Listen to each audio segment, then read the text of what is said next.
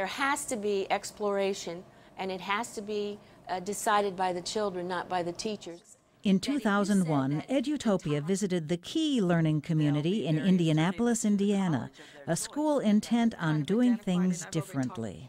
We talked about our symbol system because we're going into the time now when we're going to put those marks, those symbols on our progress report. Founding principal Pat Bolaños led a group that created the K-12 school, whose curriculum is based on the theory of multiple intelligences.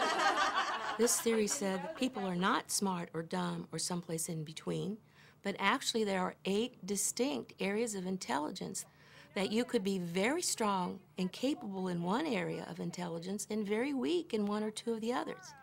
And so from our experience, we said, let's say that all of these areas of intelligence are equally important for all children. Okay. Does anybody know when the Civil Rights Act was passed? 1964. Good.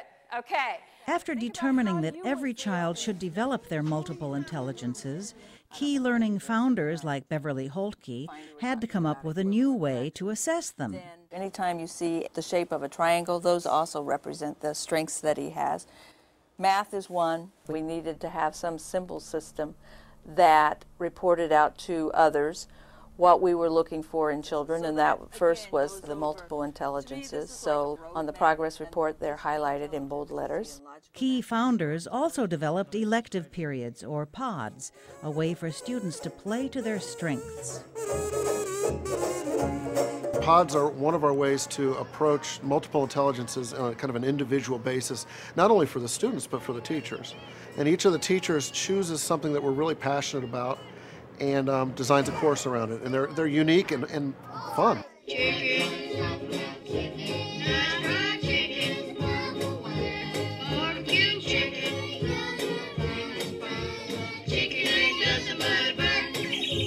One of the really interesting things is that some of the kids that struggle during the day are some of our most talented strummers, and it gives them a feeling of success and gratification that they may not get in a traditional setting.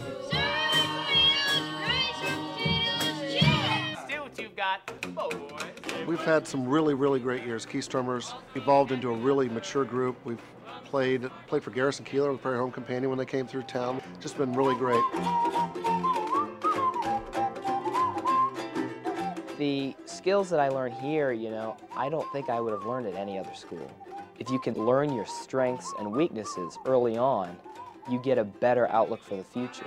If you can sit back and you can say, well, I love working on digital audio design, or I love working with a camera, I love picking up that guitar and plucking around, and you learn your strengths early, your success in the future will only be further if you stay on track. And this school has done that for me. We really work individually with our kids to help them understand their strengths and to help them understand how they can move into a career based on this strength. They develop a digital portfolio which also highlights their strengths, and the admissions offices have been really impressed with the work that they've seen. So you kind of just start making our movie. A lot of people really appreciate the work that we're doing at Key Learning Community. So we are working very hard to maintain our authentic curriculum and our authentic assessment. We do really work hard to stay true to our mission and true to our vision, but it is a lot more difficult than it used to be. We're trying to just sort of stay alive, as opposed to what I would have hoped for is that we would be putting lots and lots of research and trying lots of new techniques and new ideas. But we really haven't been allowed to do that thanks to No Child Left Behind.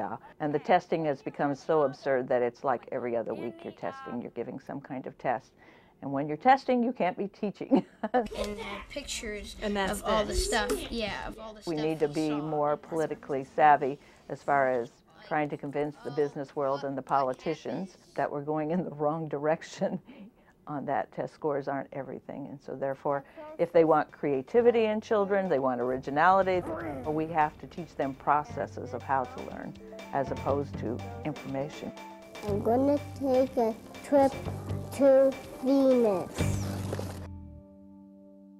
For more information on what works in public education, go to edutopia.org.